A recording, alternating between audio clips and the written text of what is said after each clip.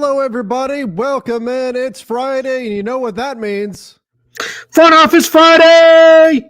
Let's go. Front Office I'm only Friday. doing it because my wife hates it so much. Are you getting the Kobe dagger eyes being stared at you right now? Big time. Yep. Pretty soon she's going to be doing the get him out of here. Motion to the coach. Keith, at this point, it has become so ingrained in the show for you to yell Front Office Friday. There's no going away from it. No, absolutely not. Yeah. This is part of your claim to fame here on this show. There is no getting rid of it. I'm sorry. She'll just have to understand on that one. That's it. I mean, look at the comments. The comments before we're even live all start with the yells. So people That's know. right. It's what they're here for. It's like it's become, I don't know if you have truly a catchphrase, but if you do, that's it, I think. Oh, without a doubt. Yeah. No, not even a question at this point. Yeah. Right. Yeah. Agreed. So we've had, obviously, welcome in everybody joining here on YouTube that are coming in live. We're going to be taking your NBA questions and comments to kick off the weekend. Lots. Sorry, Ryan Spavario. James Harden wanted to be here, but he wasn't allowed in the chat. I love it. That's a good one. All right, explain this. Trevor was playing Taylor Swift last night after the win. I was. Nice. This happened. Yeah. How are things in Lakerland? A little better now? Oh, you know what? A win is a win. We'll take it. It wasn't pretty. Through the third quarter, I thought it was going to be a very somber evening, and then they managed to pull things off at the end. Again, it wasn't pretty, but a win is a win. So I guess we will take it. Ryan, James Harden was seen with Taylor Swift. My goodness. Keith, I guess let me start off with this because this is fresh on my mind, and I'll get into the questions and comments in just a moment. But the Lakers last night, they were through the first quarter missing a bunch of open shots. And you texted me about, and I'm paraphrasing, but you texted me saying that people on your timeline were saying fire Darvin Ham. Yeah, because your tweet was something like, man, the Lakers missed a lot of good looks, or right? Something like that. And then like 95% of the responses were because Darvin Ham sucks, fire him. Right. What do you think about that dynamic? Because that is something that's not unique to Lakers fans. That is across NBA fandom. Yeah. The coach tends to take a lot of the blame when things aren't going well, even if guys are just flat out missing open shots. Now, I thought there were things you could certainly criticize Darvin Ham for in last night's game. But through that first, when I put out that tweet, the Suns were giving the Lakers 15-footers and just clank, clank, clank. So how do you deal with that dynamic? Because it's interesting how quickly we jump to fire the coach, 2 games into the regular season. I think there's 2 things at play with it primarily. One, I think is, and this is not a shot at fans, but I think it's when you can't explain what's bad. In this case, that's not a good example because I think you very easily explained what was bad. But when it's just like this team just isn't playing well or playing up to what we thought, rather than diving into looking at what's wrong, it's just easy to say, fire the coach and assume it'll all change and be better. I think the other part, which is related to that, is nobody in Los Angeles is wearing a Darvin Ham Lakers jersey, right? So it's you never want to get too deep in on the guys you love that are playing the game and you spend a lot of money for their jersey and things like that. That does cross the point of no return sometimes with players where it's like, get this guy out of here. Sometimes it's for the entire fan base. Sometimes it's for a portion of it. Like I know AD, in my outsider opinion, takes I don't know how to say it, but too much of the criticism from Lakers fans. It feels like anytime it's going bad, it's a mix of fire Darvin Ham or trade AD, he sucks. And that becomes there. And I can say the guy in Boston, that was Marcus Smart for a long time. It was going to be, get rid of Marcus Smart. He is, terrible for a lot of the Celtics fans out there. They just nothing he was going to do was ever going to be good enough. So I think it can be very hard to go there. But yeah, and Charlie's right. Like the media does it too. I think to a lesser extent, especially those who cover the teams. Yeah. I don't know how often they're, daily are, complaining about the coach and wanting the Yeah, coach. you're not going to have like our Lakers Nation editor extraordinaire Daniel Starkand isn't going to tweet out fire Darvin Ham and then an hour later he has to go ask Darvin Ham questions. Like they're not. No, but knowing Daniel, if it's the playoffs and the Lakers get bounced in the first round in embarrassing fashion, he may tweet or probably more likely write or come on the show or whatever and say, yeah, I think they need to move away from Darvin Ham. And I'm not saying they definitely do that, but if that's what he believed, like he would do that in that sense. So, that's where I think the criticism becomes fair. I said about Joe Mazzulla last year when Boston was down 3-0 to the Heat in embarrassing fashion. I said, yeah, if this doesn't turn around in a way where the Celtics have a legitimate chance to win this series somehow, and I'll be fully honest, I did not expect it at all when they were down 3-0.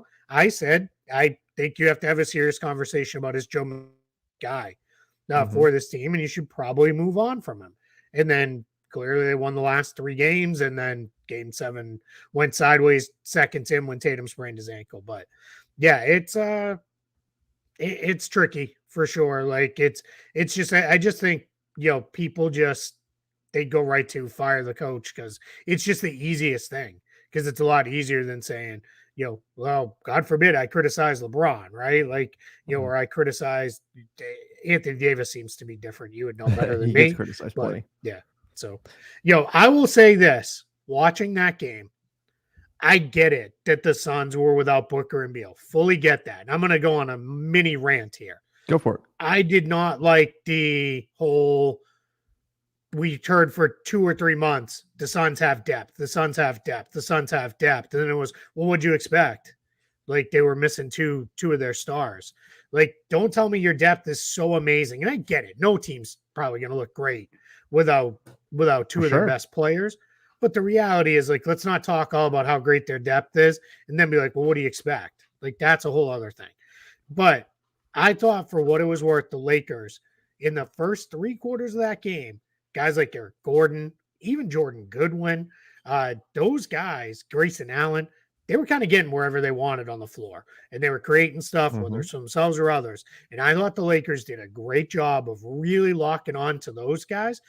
It felt like every possession was, all right, Kevin Durant now has it with under 5 on the shot clock and just has to throw something at the rim. Yeah. And I mean, they were suffocating. I get that it's easier to be suffocating against those guys than Booker and Beal, fully understanding that. But, I don't want to take away from the fact that the Lakers earned that win, in my opinion. And you know what? They didn't wake up this morning saying, well, Booker and Beal weren't there, so let's only count it as a half in the standings. Right. Like, it counts as a win. Nobody feels bad for anybody in this league. It's just not how it works. Absolutely. That was a fantastic mini rant there. I agreed with everything that you said. Charlie chimes in with this, and this is actually something that I think that I've talked about a little bit on Lakers Nation that I think is important to recognize. He said fans are not as explicit, but if I had a dime for every time a national pundit cited Budenholzer's lack of adjustments without naming anything specific. So here's what I've noticed, at least because I interact with thousands of fans every single day, right?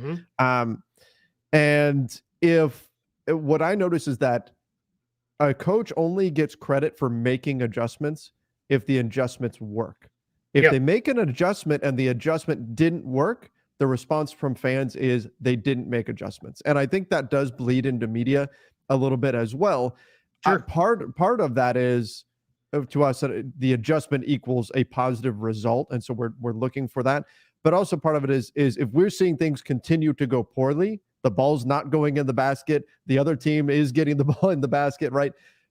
The untrained eye necessarily doesn't recognize some of the adjustments that are made unless it changes what the score is. And so that's a factor here too. But I see that all the time where a team, not just the Lakers, a team will make adjustments. The adjustment doesn't have the intended effect or doesn't get them over the hump.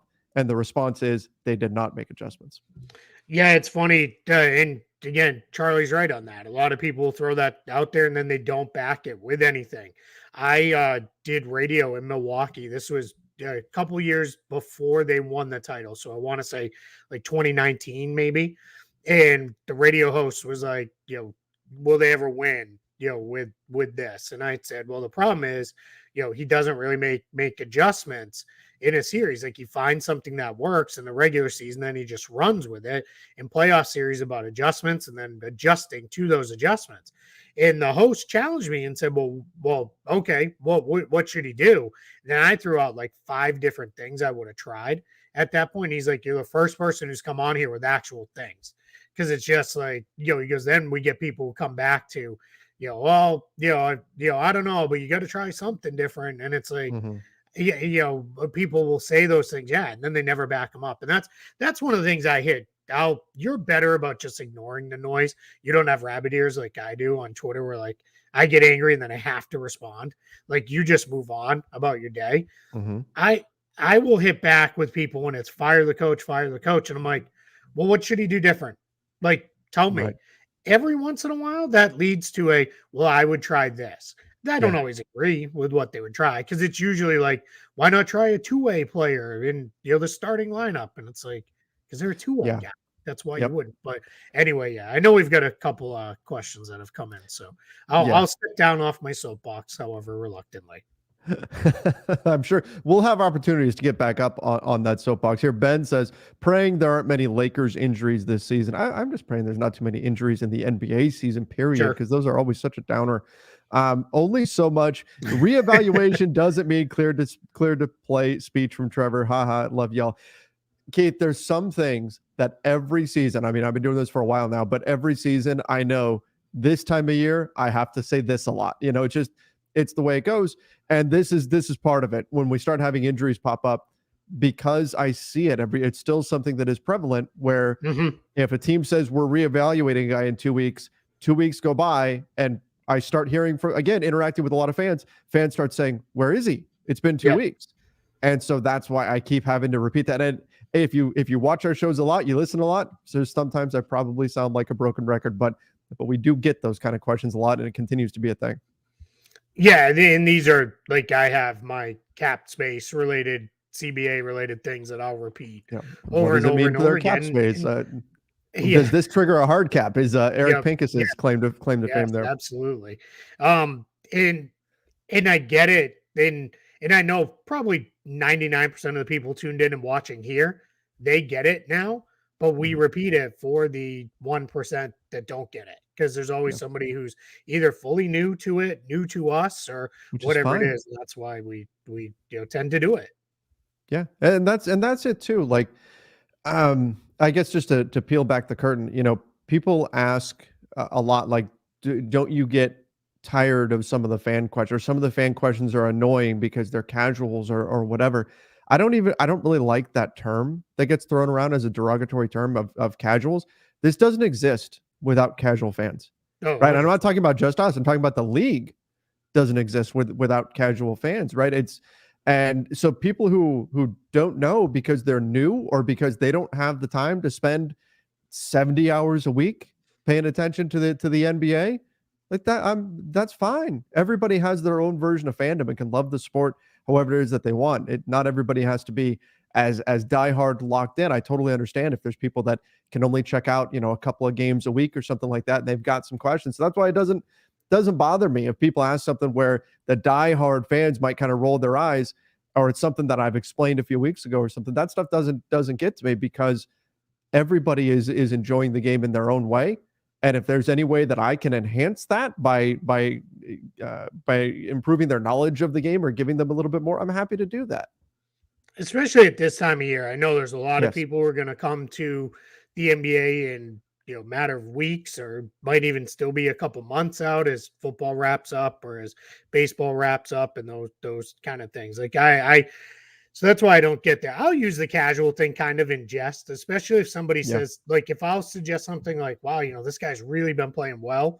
And then they're like, he stinks. And then it's like, yeah, okay, casual. Cause like the dude's shooting 45% from 3 this year. And then it's more often than not, a lot of those people will come back and will be like, I didn't realize he was playing that well. And it's like, yeah, well, that's kind of why I threw it at you there. So yeah, the literal only thing that truly drives me insane from fans is the "you don't watch my team" Oh, comment. yeah. Mm-hmm. I hate that. It drives me so crazy.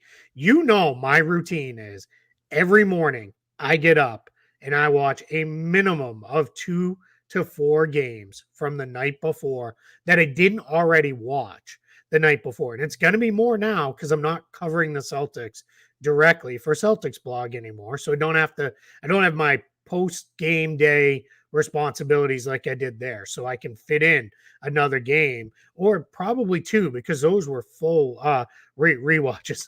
Raw Joss, as we saw your TV yesterday. That's right. I like it's just what I that's just what I do in the morning as I get up. And those condensed games, you can zip through a game in like an hour, or less sometimes. So you can get through. I'm not saying everybody can do this because most people have to get up and go to work. But like for me, this is getting up and going to work. So that's what I do. And that drives me nuts when it's just because our opinions differ, that's fine. And my opinion can differ from yours. And quite frankly, I'm wrong a lot. And I'm very willing to be wrong and be challenged on it. I just don't like hearing the whole idea of, you don't watch my team. That's not true. Now, in April, I may hand up and say, yeah, I wasn't watching a lot of Pistons over the last month of the season last year because there just wasn't a lot left to learn about a team that was playing a bunch of guys who weren't going to be on the roster and all that. That's probably a poor example because I was watching that 4-way battle royal in the big guys. But yeah, it just drives me nuts with that stuff. Yeah, absolutely. Ali said, can Harden just do a buyout if no trade happens? Could he? Yes. Yeah. He could. Philly's not gonna though. That's the problem because exactly. then they get nothing out of it. They don't need to save a little bit of money. And the last thing they want to do is just set him free. The other challenge is he can't join the Clippers because he makes more than the mid-level exception. So the Clippers wouldn't be able to sign him. That's a new wrinkle in the CBA for the teams above the second apron. They can't go and sign those guys. I think it's actually teams that are above the first apron can't go and sign these guys. With that, I have to pull that up and look to be certain. But yeah, you can't go and go get these guys anymore like that. So he'd be joining somewhere presumably further down on his list in that situation. So the best path continues to be find a workable trade for both sides that gets done. Keith, I am just seeing why we were getting the comment about reevaluate doesn't equal return. I didn't see the news before. I just saw it on Twitter. Jared Vanderbilt now out. He's going to be reevaluated in 2 weeks due to left heel bursitis. Yeah, not good. Not ideal. No, he hasn't played since the beginning of the month, since the first preseason game. That's one of those things too that can linger and turn into something worse. So better, you'd rather have him be out, another 2, 3, 4, 5 weeks, whatever it need be, than come back too early from that, play 2 games, and then be back out a month. I had, and look, I'm not a doctor. I don't know if it's the exact same thing, but I had bursitis in my shoulder. And it was the kind of thing where like I had to just completely shut it down. That was the only way. That was the only way to get it better, was to completely shut it down. It's not fun. That's why Trevor's not pitching in the World Series tonight. That's right. That's right. Shut it down. Hi, Pop. You've got a visitor. I got the big dog here now. That's the doodle. Jeremy said, happy front office Friday. Are you guys as annoyed as I am seeing Harden news? I know it's a talking point, but hopefully the NBA moves on from him. Yes, like it was a little bit funny not funny, but just shocking, I guess, that it got to the point where security had to tell him, like, don't get on the plane, like that we're getting into like the absurd to a degree. Like, I guess I'm tired of talking about it in that I know that a lot of fans are tired of hearing about it too. So I know that when we have to cover it, but I know that when we talk about it, I'm going to get comments from people saying well, just tell us when he's traded or whatever. It's dragged on, but there's also been so many just absurd twists and turns that I haven't like completely lost interest in it or anything like that. Yeah, that's the part that makes me it amuses me now. Like the other day, we got like 12 tweets in the span of about 10 minutes of like James Harden updates. And I was like, what's next? James Harden's run around the court naked and, no one will guard him. And like the practice has been completely disrupted. And, what are we getting next? Like, I don't like, I like, and then I was like, James Harden bailed out of the team plane somewhere over Chicago, and, took all the parachutes. Like, what, like, with a suitcase full of money. The yeah. search for James Harden and DB Cooper continues. Cooper. Yeah, exactly. So yeah, I don't know, man. It just kind of makes me laugh with some of this. We're getting a bunch of, what are the Sixers getting investigated for? It's not that they're being investigated. What it is this is the player participation policy. He is subject to it because it was a national TV game and he is a recent all-star. So that's why. That's why he is that's why they're basically asking what caused you to keep him out. I think Philly is very free and clear here for two reasons. One, it's going to be he was gone for a week and a half. We don't want to risk a guy who has known hamstring problems by throwing him right into a game. That's your kind of okay answer. And then the reality is the NBA is going to be like, we get it. Like this is not what this was intended to fight, right? This was intended to fight hey, we don't want to have guys travel to this road game. We're not gonna play him. For that matter, too, the Suns will have to answer questions about Booker and Beal. I think just national Booker. TV. I don't know if Beal actually qualifies because I don't know if he's been an all-star recently enough, but definitely Devin Booker. Why was Devin Booker out on a national TV game? Again, very easy answer. He's injured. Now we're hearing Booker's out till next week sometime. Yeah. So it was a mid-foot sprain, I believe it was for him. Yeah, and he didn't look right in that season opener. At times he played very, very well. I kind of referenced it like akin to Desmond Bain at times last year. Bain was still playing great, but there were times when he just didn't look right. I know they're different injuries that they're both dealing with, but a foot injury, there's just times when you could tell like, oh, that step or that kind of pivot or that push off really is kind of getting me. You could kind of see it with Booker, even if he had a really good game. Yeah. Yeah. So that's, like you said, that's the new policy. They're going to be questioned, but in this case, it's a very easy answer. It's the team doctor just says, yep, he's injured. He's got a midfoot sprain or whatever. And that'll be the end of it. That'll be the end of it. But if it comes out that suddenly, a few months from now, suddenly a star level player is on national TV and played the game before, and then, oh, his back hurts. That's where it's going to be interesting to see what happens, right? Yep. How much proof do they need? Does the NBA just take, because there's some injuries where the doctor could say, well, he's telling me his back is sore and that's that. I don't see anything, but his back hurts. So what do it'll be interesting to see how the NBA travels down that path. It's going to become where to really come to a head. And I hope this doesn't happen is if we start hearing they're out for a mental health break, because that's going to be where it gets really sticky because there's nothing to prove there. Right. There's nothing that you can say is there. And let's face it. I mean, even I get it. Like people don't want to hear it. They don't like it, but we all get to a point with our job where it's like, I just need a day. Like I need a day off. Like I need a day to do nothing, right? I just want to sit on the couch and watch Price is Right and eat bad food and do nothing else. Like I know that was hyper specific because that's real. That's called you're in 7th grade and you're homesick from school. Yep, absolutely. Yeah. Or you're 40 and you skipped work on a Tuesday. It's I really do feel like that's the one where it's going to get really potentially ugly.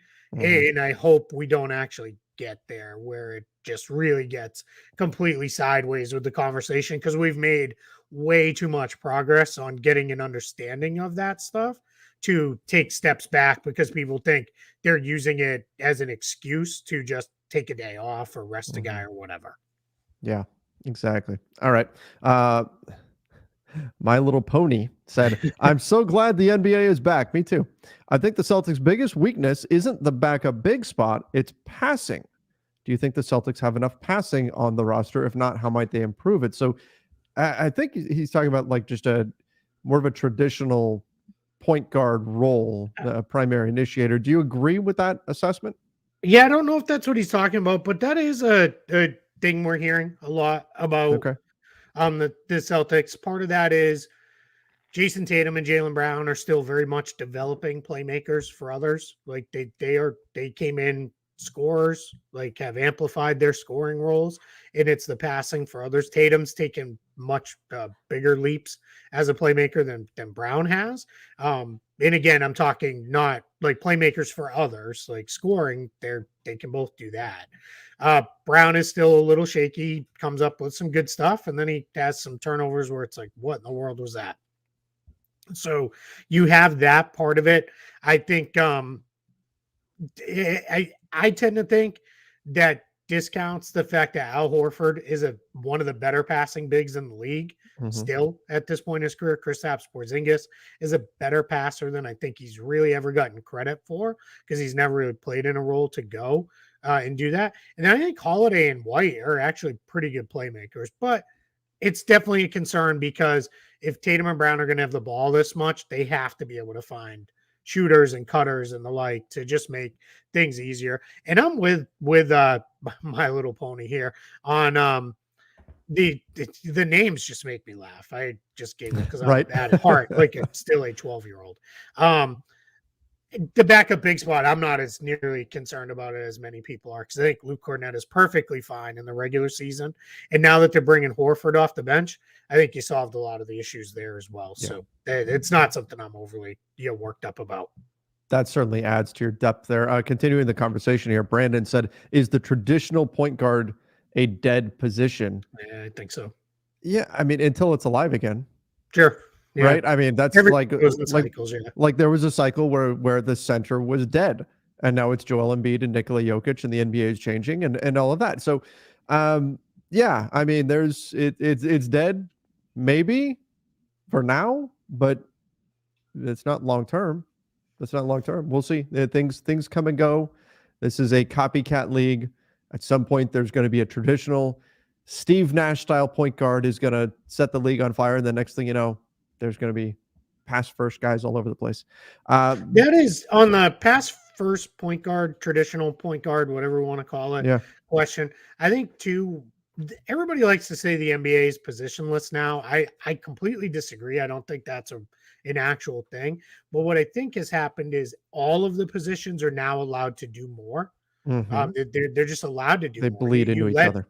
Yeah, you let big men step out behind the arc and initiate the offense. You let guards get down inside on the block to do some stuff. Like just things are just it's just the game is played very differently now than it was. But I think positions still exist and they still matter, especially defensively. Like it's we can scream positionless all we want. There are still centers, there's still ball handlers, there's still wings. It's not exactly that way, but yeah, it's the old walk it up point guard that's going to run 25 pick and rolls every quarter. That's probably gone. And it'll be a while until we get somebody who's so good at that a team builds their entire offense around it. Then that'll become, back in vogue again with that player. Stockton to Malone. Yeah. Yeah, exactly.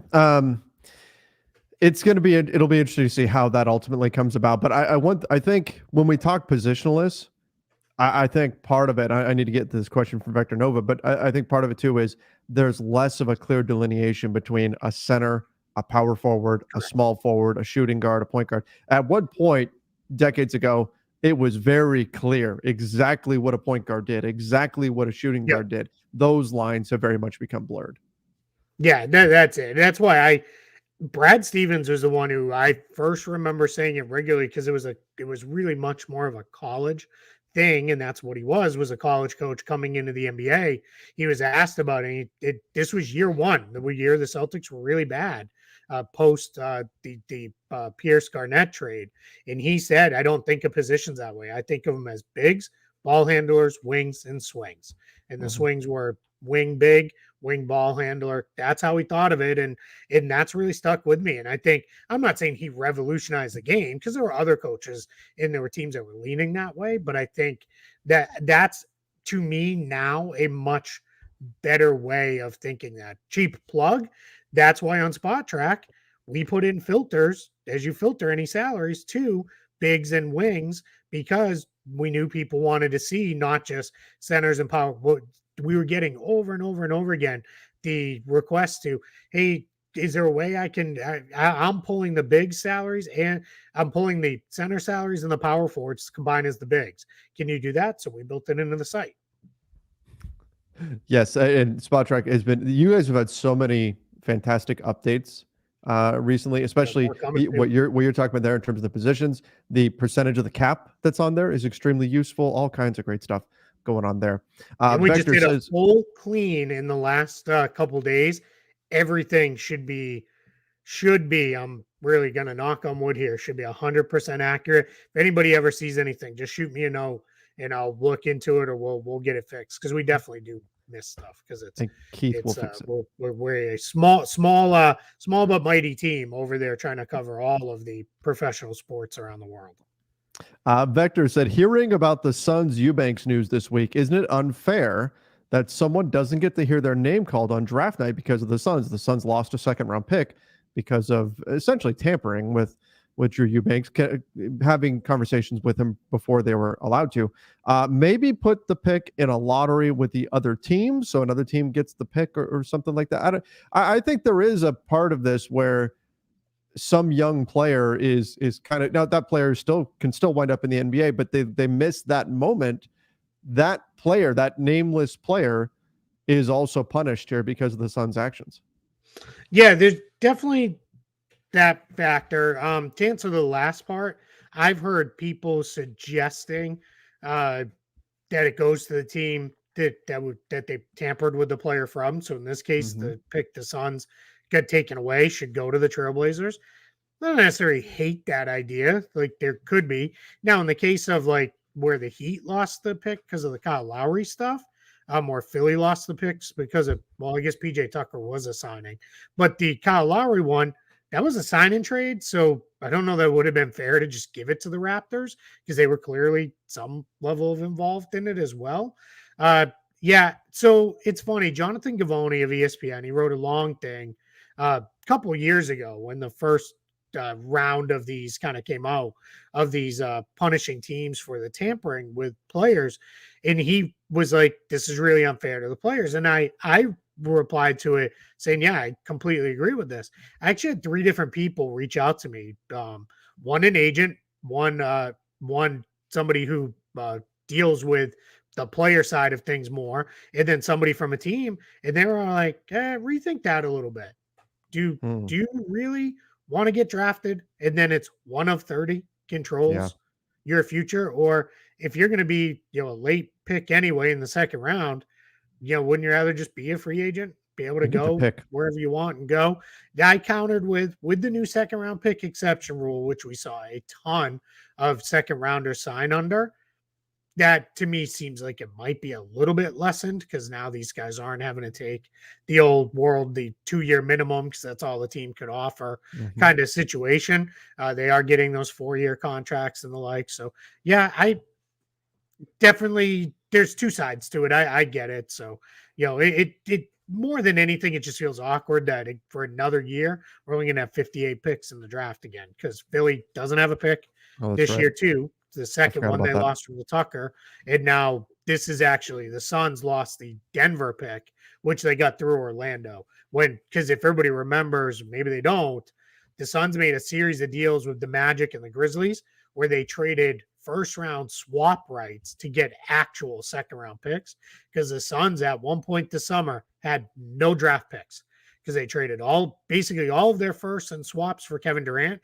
And then they traded every second round pick they had for Bradley Beal. So they had nothing left to trade. So what they did was they traded swap rights on picks where they were already swapped, basically saying, hey, we'll give you the second best pick in this first round, just Right. for a second. And I think some of these teams like Orlando and Memphis, who have a little bit more full rosters, especially on the back end, we're like, yeah, we're probably going to struggle to roster another second rounder anyway.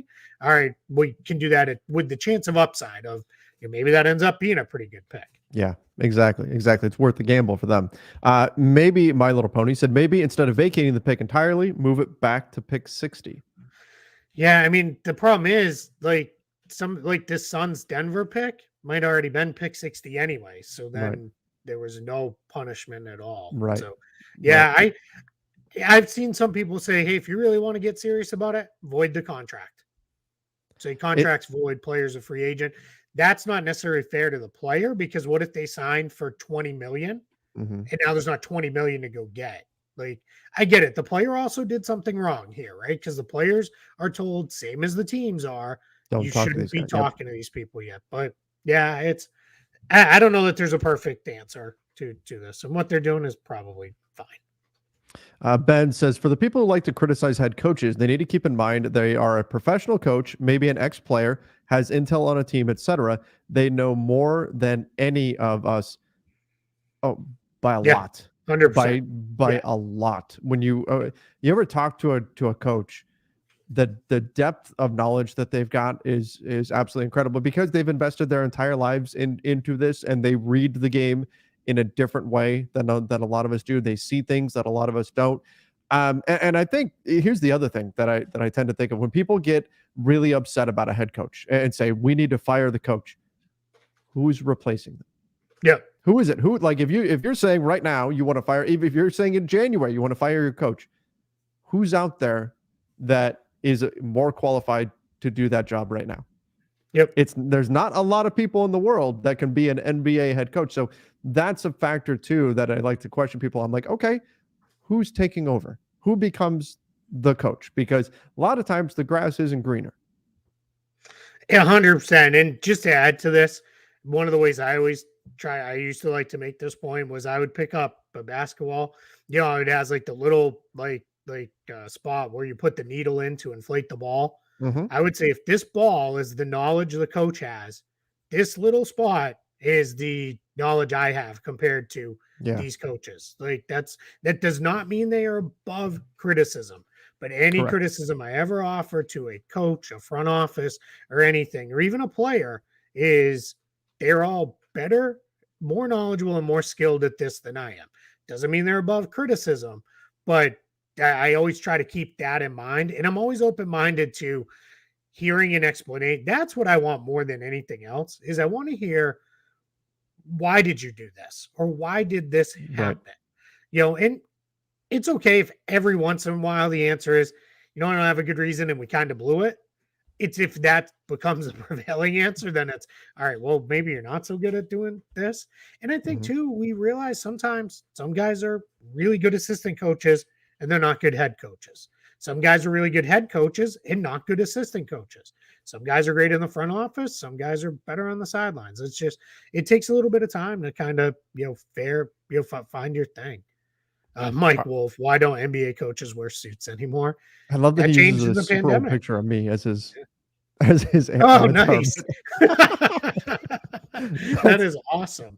I like that. Were you trying to grow a Fu Manchu goatee? No, I had the little soul patch. Yeah, I had the little soul patch back then. But that's seriously, that was from like 2008, I think. That is really funny. That's 2008, maybe 2009, something like that. That's an old picture from the Orange County Register. They interviewed me outside of a Lakers game. You're gonna say you're just missing your either a puka shell necklace or like overly thick chain. This is too late for it would be 2000 or like 1999. Then maybe the puka shell necklace. Although my hair would also be bleached if it was 1999. Be wearing my Oakleys and all that. That made it worth him asking the question. So, right? He said, I'm usually the one getting the shots taken at him in here, so I'm glad it's you today. I appreciate it. He's been using that picture for a while, for a long time. But yeah, that's an old one. Yes, NV213, overly thick white chain, or like the rope, like the one that's just a rope necklace. I can see you rocking that. And I could totally see you like with the the surfboard rack on the top of your car back in the day. Oh man, I did. I spent that summer, man, unforgettable. I spent so much time at the beach that summer because I'd moved away from California for a little bit, and then I came back. Oh my gosh, I was at the beach like every single day. Of course, helped that I was, in shape at that point. I now just want you to grow the soul patch back. I could bring that back. That's literally the only part where I could grow like decent facial hair. Because all the rest to like grow like an even passable beard would probably take me, I'm not even joking, like a year.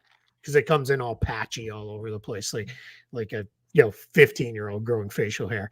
Why don't they wear suits anymore? They stopped in the bubble because it felt kind of silly to make everybody wear suits in that situation. And then the coaches liked it. And quite honestly, why do they need to wear suits? Like, I'm fine. Like I wear the polo and the whatever they want to wear. Like I have no issue with that. I mean, as somebody who coached a lot, I love that they don't have to wear suits. Like it is not comfortable coaching in a suit at all. Because especially me, like I'm pacing, I'm sweating, like it's not comfortable coaching. When I coached high school basketball, I was an assistant coach. I never wore the like jacket. Like a jacket came off before we even sat down, and then I never wore it. Like I hated wearing the jacket.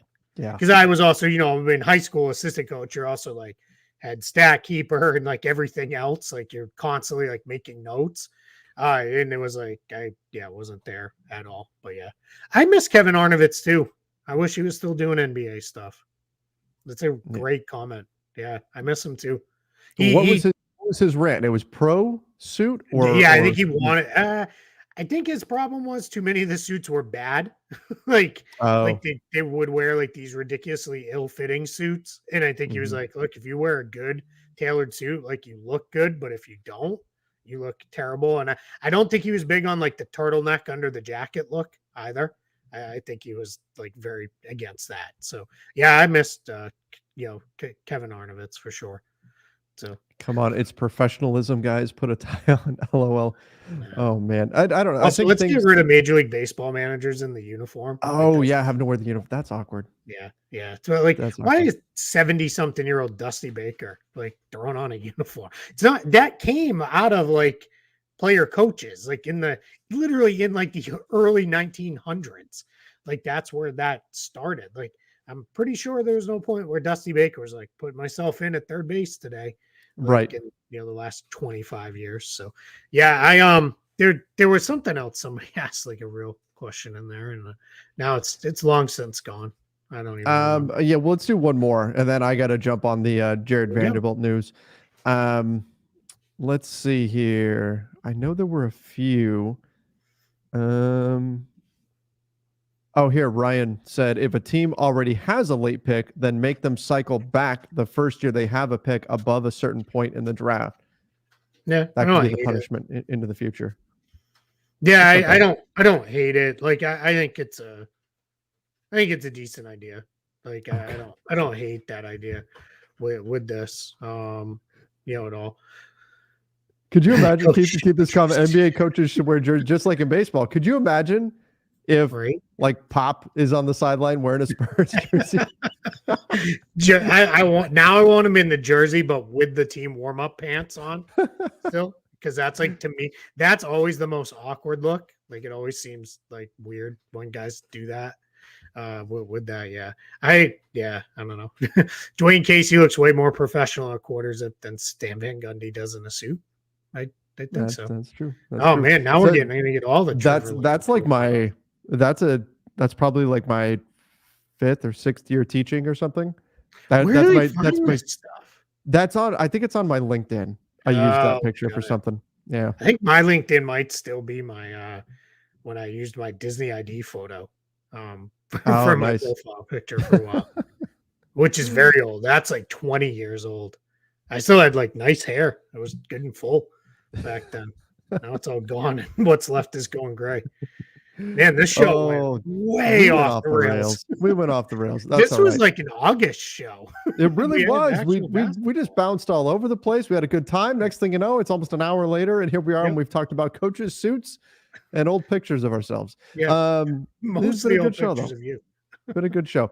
All right, everybody, we're gonna wrap things up. Hey, there. Can I make a request? Yes. One, if you're not subscribed, subscribe. Obviously, I know Trevor's going to hit on that.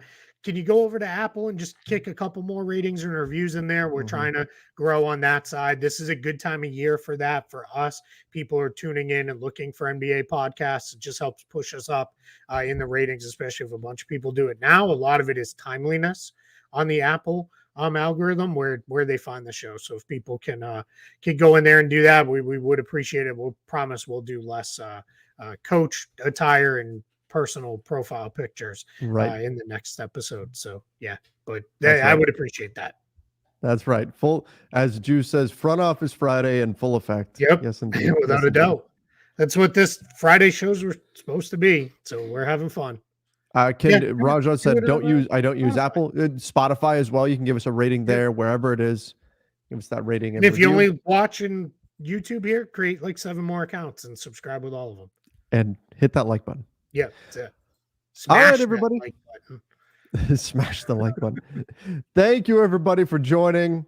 Till next time, everybody. Have a great weekend. Watch some basketball. See ya and stay safe.